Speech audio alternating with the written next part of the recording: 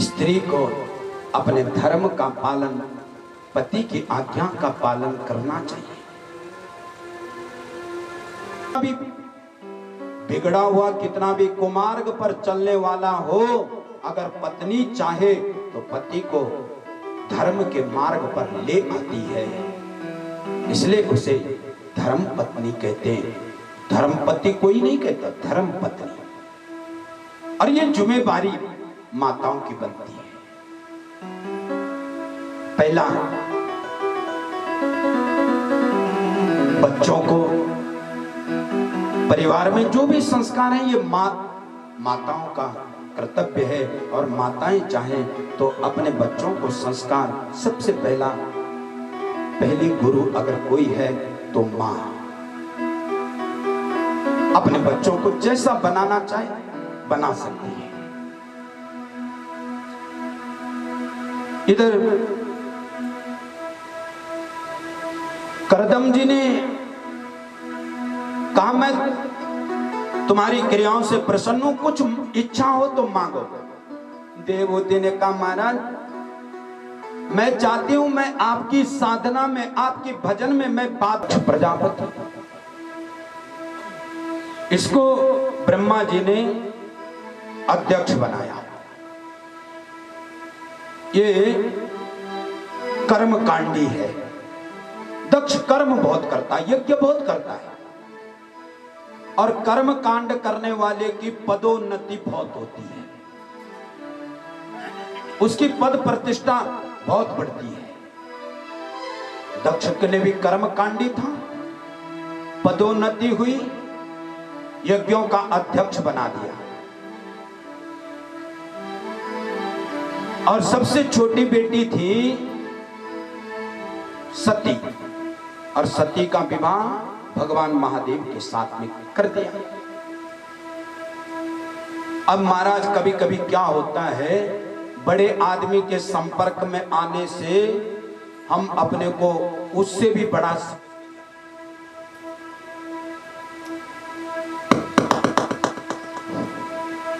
बड़े आदमी से संपर्क में आने से हम ये सोचते हैं हम उससे भी बड़े हैं।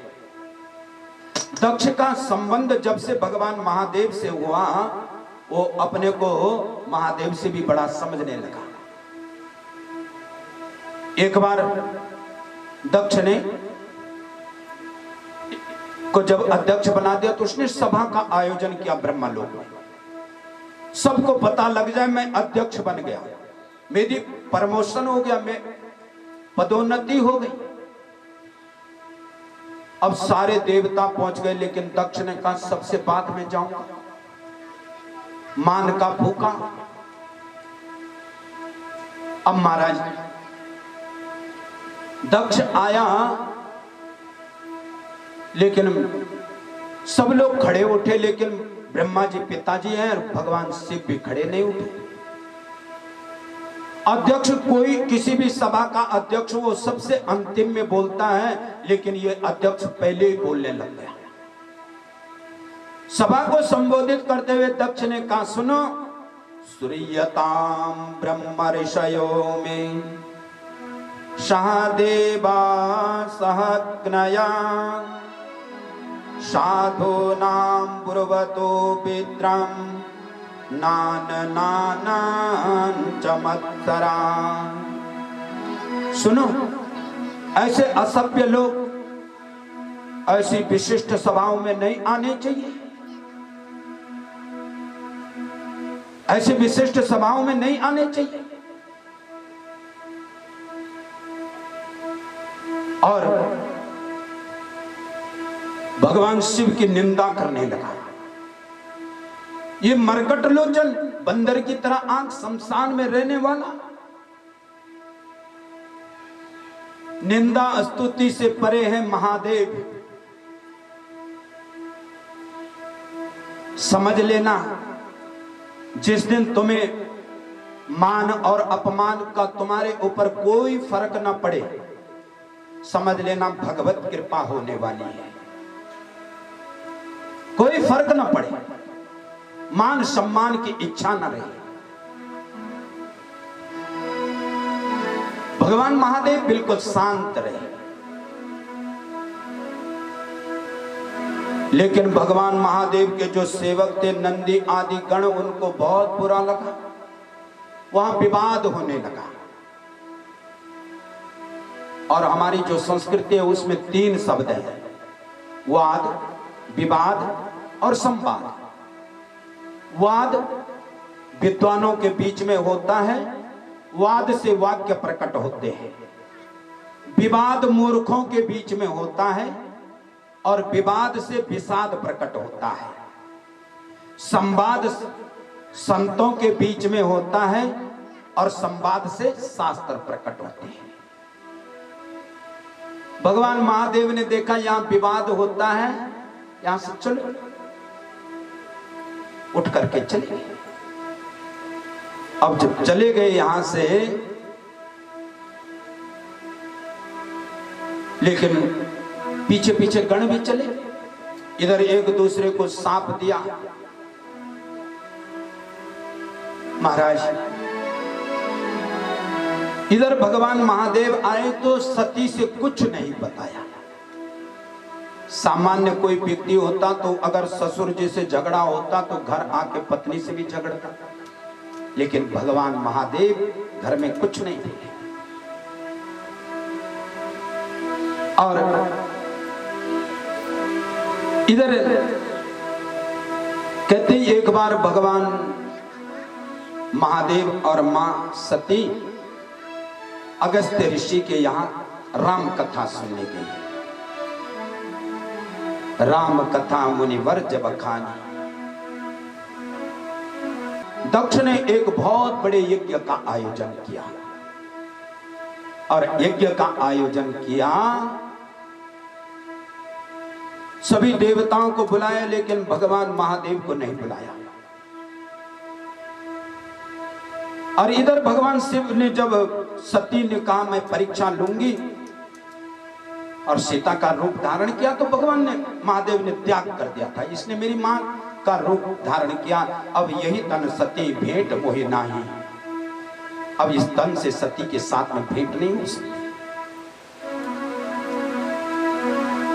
इधर सभी देवता उस यज्ञ में जा रहे हैं। कैलाश के ऊपर से विमान जा रहे हैं। सुंदर एक विमान में सज धज करके देवियां जा रही थी। अब इनकी आदत, ये दूसरे रास्ते से भी जा सकते थे, लेकिन जानबूझ करके देवियां, और उनका विमान कैलाश में धीरे धीरे नीचे उतरा और सती से बोले, अरे सती, तुम अभी तैयार भी नहीं हुई, क्या तुम नहीं चल रही? सती ने कहा कहां? बोले तुम्हें पता नहीं, तुम्हारे पिताजी के यहाँ बहुत बड़ा यज्ञ है। ओ, सती ने कहा मैं, हाँ हाँ आप लोग चलो, मैं तैयार होकर आती हूं। इधर भगवान महादेव की समाधि टूटी और सती ने भगवान महादेव से कहा, प्रभु, प्रजापतिस्ते स्वसुरच्च संप्रतम निर्यापितो यज्ञ महोत्सव किला वयं च तत्रापि सराम वामते यदस्तिता मे विबुधा व्रजन्ति। भगवान महादेव का संबंध याद दिलाया। प्रजापतिस्ते स्वसुरच्च संप्रतम, प्रभु आपके ससुर जी बहुत बड़ा यज्ञ कर रहे हैं, आप उसमें नहीं चलोगे? भगवान महादेव ने कहा भाई कोई निमंत्रण? सती ने कहा भेजा तो होगा लेकिन मिला नहीं। और आप रोज सत्संग में बताते हो कि सत्संग में बिना बुलाए जो जाता है उसको अधिक पुण्य की प्राप्ति होती है। भगवान महादेव बोले वो तो सत्य है, लेकिन वहां तुम्हारा कोई विरोध करने वाला न हो। तो बोले पिताजी के घर में हमारा विरोध कौन करेगा? बोले तुम्हारे पिताजी। सारी बात बताई कि तुम्हारे पिताजी के सम्मान में हम खड़े नहीं उठे। तो सती ने कहा क्यों नहीं उठे? बोले जिसको देख करके खड़ा उठना था वो तो दिखाई नहीं। वो अभिमान में आ रहा था, और जो जीव के अंदर परमात्मा है, जीव के अंदर जो भगवान है, वो अभिमान में छुप जाता है। सम्मान तो जीवात्मा के अंदर जो परमात्मा है उसका होता है, लेकिन जब जीव अभिमान में आता है तो भगवान छुप जाते हैं। भगवान बोले जिसका सम्मान करना था, जिसको प्रणाम करना था, वो दिखा नहीं तो फिर नहीं उठा। सती ने कहा तो चलो। भगवान बोले मैं तो नहीं जाऊंगा। सती को भी मना किया लेकिन नहीं मानी। तो यज्ञ में गई, केवल मां प्रसन्न हुई। सबने सती को यज्ञ में जाने से मना किया। बेटी तुम्हारे पिताजी बहुत क्रोध में, तुम वहां मत जाओ। लेकिन सती नहीं मानी और वहां पर गई। जब सती वहां पर गई, सभी देवताओं का भाग देखा, स्थान देखा, और महादेव का भाग नहीं देखा। दृष्ट्वा स्वनिलयं ध्यासी, भगवान महादेव का भाग नहीं देखा। भगवान महादेव का अपमान देखा, अपमान को सहन न कर सकी, और इधर दक्ष ने भी पीठ कर दी। इधर मां सती ने कहा आज जो तुमसे पाया है वो तुम्हारे यहां छोड़ना है। योगाग्नि प्रकट की और षड चक्रों का भेदन करते हुए, एक अग्नि होती गर्म और योगाग्नि होती है शिथिल। भगवान महादेव का ध्यान करते करते इस शरीर का त्याग कर दिया। हाहाकार मच गया। भगवान महादेव के गण यज्ञ को नष्ट भ्रष्ट करने लगे। भृगु जी ने यज्ञ की रक्षा की। इधर भवो भवान्या निधनम प्रजापति रसत्कृतायाम अवगम्य नारदा। नारद जी पहुंचे और नारद जी के द्वारा भगवान महादेव को पता लगा कि सती ने देह का त्याग कर दिया।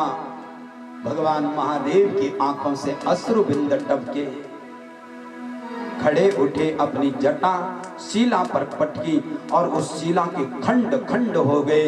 उससे एक वीर की प्रकट हुआ, उसका नाम पड़ा वीरभद्र। बोले वीरभद्र महाराज की जय। और वीरभद्र को आज्ञा दी जाओ उस यज्ञ को नष्ट कर दो, उस यज्ञ को समाप्त कर दो, दक्ष का सिर काट करके यज्ञ कुंड में डाल दो। वीरभद्र अनेक गणों को लेकर आया और उस यज्ञ को नष्ट भ्रष्ट कर दिया। दक्ष का सिर काट कर यज्ञ कुंड में डाल दिया। महाराज इधर देवता अंग भंग होकर ब्रह्मा जी के पास में गए। उस यज्ञ में भी बाधा आती है जिसमें किसी को नीचा दिखाने की विचार हो, किसी के अहित, किसी को चोट पहुंचाने का विचार हो, उसमें भी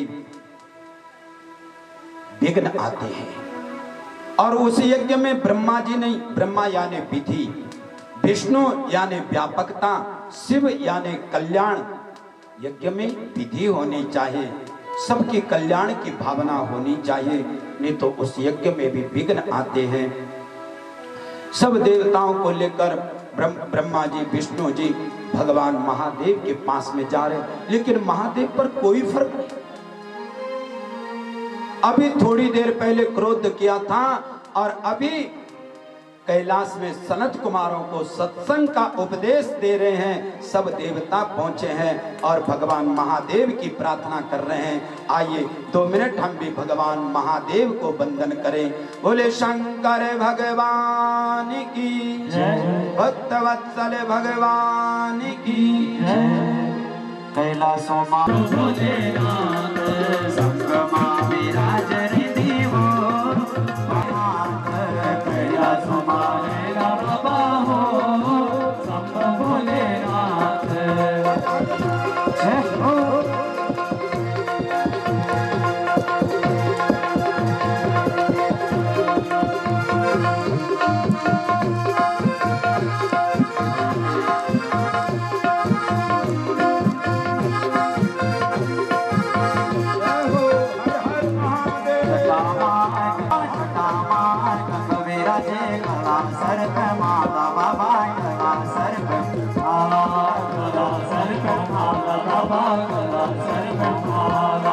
भोले महादेव बाबा राखी अपनी छाया, बाबा राखी अपनी छाया, बाबा राखी संग भोलेनाथ।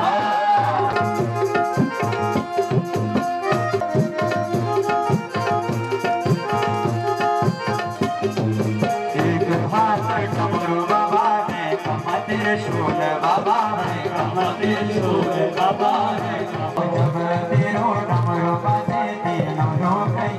बाबा तीनों लोग हीरो, बाबा तीनों लोग हीरो, तीनों लोग हीरो बाबा रो संग भोलेनाथ, तीनों लोग हीरो बाबा रो संग भोलेनाथ।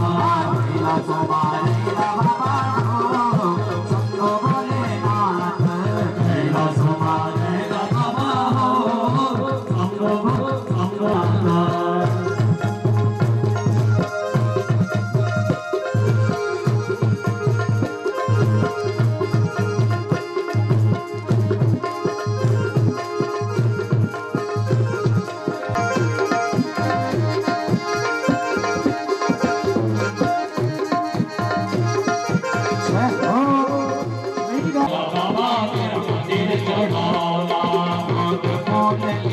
बाबा तेरा मंदिर चढ़ोला, बाबा चढ़ोला गीत गौला, बाबा जय हो भोलेनाथ। तेरा गीत गौला बाबा संग भोलेनाथ।